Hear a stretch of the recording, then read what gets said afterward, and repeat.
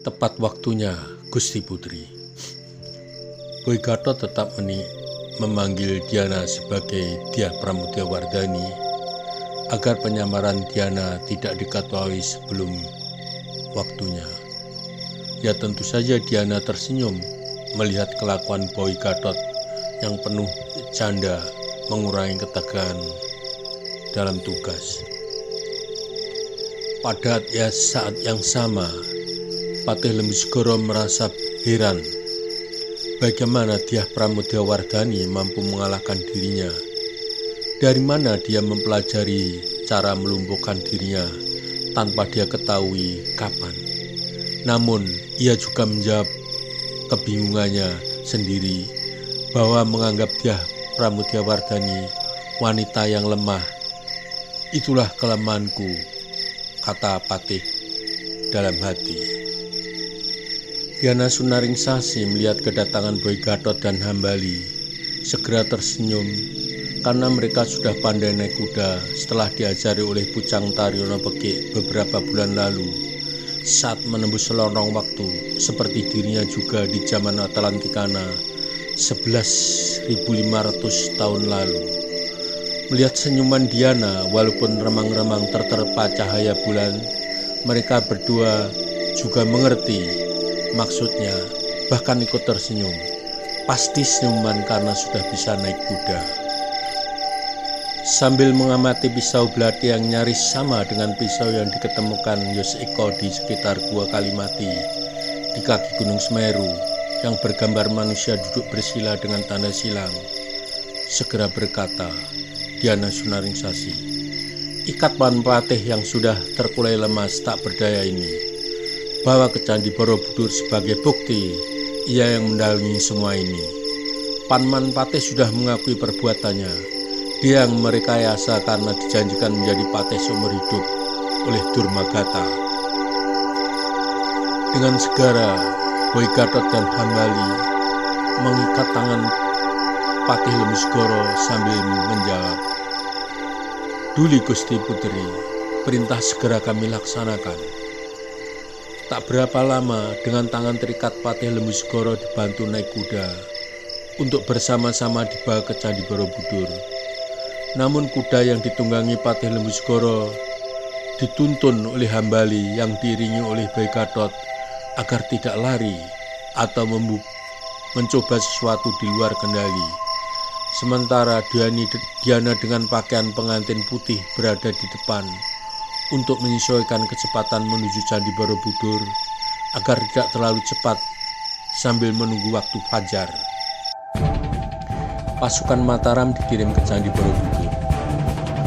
Mendengar laporan Telik Sandi bahwa ada pasukan asing yang akan menguasai Candi Borobudur, maka malam itu Panglima Perang Mataram, Brotoseno Jodipati, segera memerintahkan sepasukan kerajaan segera berangkat menduduki Candi Borobudur yang sudah diperhitungkan dari awal oleh Panglima Perang Brotoseno Jodipati bahwa dengan kepergian Dyah Pramudiawardhani bersama Patih Lembusgoro akan terjadi kekosongan pemerintahan yang akan digunakan untuk merebut kekuasaan.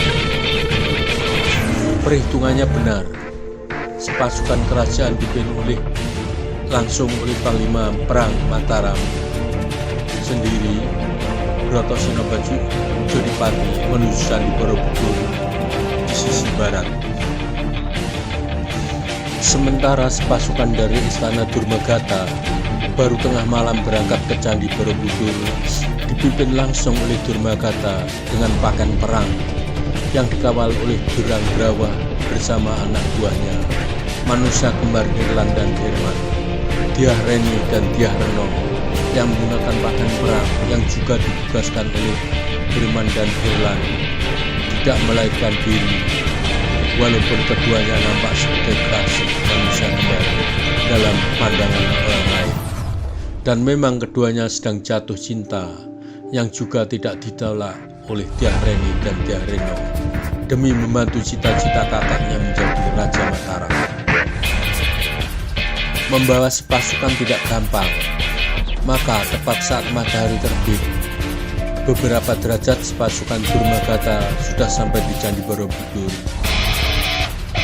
Sesuai dengan arahan gurunya Macan Kumbang yang kurang dimengerti oleh Durmagata yang menghendaki perebutan kekuasaan seharusnya tengah malam, kini dilakukan di pagi hari setelah matahari terbit beberapa tombak.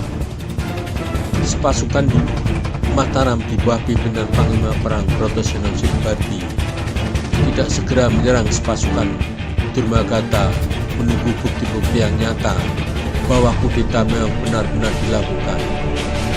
Sementara desas-desus yang dihembuskan oleh para telik sandi Durmagata akan ada pertunjukan sendera tari di pelataran selatan Candi Borobudur di pagi hari agar rakyat berkumpul menyaksikan. Memang benar rakyat Borobudur sudah berdatangan ingin menyaksikan pertunjukan sendera tari apa yang akan dipertontonkan, dan memang mereka melihat dua pasukan di sisi barat dan sisi selatan. Dengan bertengger di sebelah selatan Candi Borobudur pada lentes 1 tingkat, Durmagata yang nampak gagah perkasa berteriak, "Hai rakyat Mataram, dengarkan. Pada hari ini aku adalah raja yang syah menggantikan Raja Samaratungga yang sudah waktunya turun tahta.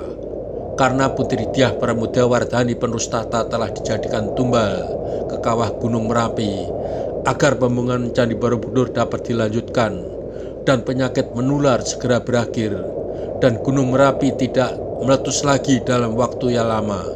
Ingat, sekali lagi, akulah Raja Mataram Durmagata yang sah mulai hari ini." Suasana menjadi sepi, sehingga dengan jelas terdengar maklumat raja. Dari sisi lain, di sebelah timur, seseorang yang tidak kenal oleh rakyat Mataram di Borobudur, yang tidak lain Jek Danu, dengan disertai aji gelap ngampar, berteriak sehingga suaranya menggema ke seluruh penjuru candi. "Durmagata, lebih baik kamu menyerah daripada kamu ditangkap.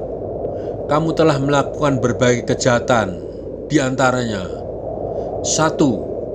Mendalangi penculikan manusia kembar dari Manca, sehingga hanya kamu nantinya yang memenuhi syarat melamar sang putri Dyah Ayu Pramodawardhani, namun gagal. Putri lebih memilih menjadi tumbal Gunung Merapi." Durmagata, "Hahaha, bohong itu, mana buktinya?" Jek Danu, "Mau tahu buktinya? Lihat jari tangan kanan Juranggrawah yang terputus saat menculik manusia kembar.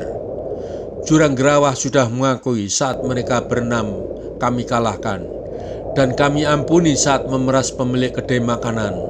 Maunya mereka makan gratis pulang meminta uang saku yang tidak sedikit. Maka Juranggrawah beserta para jurid bawahnya hanya dihukum kesemutan selama sebulan. Kalau hari ini membantu Durmagata, hukuman akan ditingkatkan kesemutan dan lumpuh seumur hidup." Mendengar ucapan Jek Danu tentang terputusnya jari kelingking tangan kanan, kini Herman baru mengetahui kalau yang menculik dirinya adalah Juranggrawah yang sehari-hari dia lihat di istana Durmagata. Namun Herman tidak pernah merasa curiga terhadap Juranggrawah.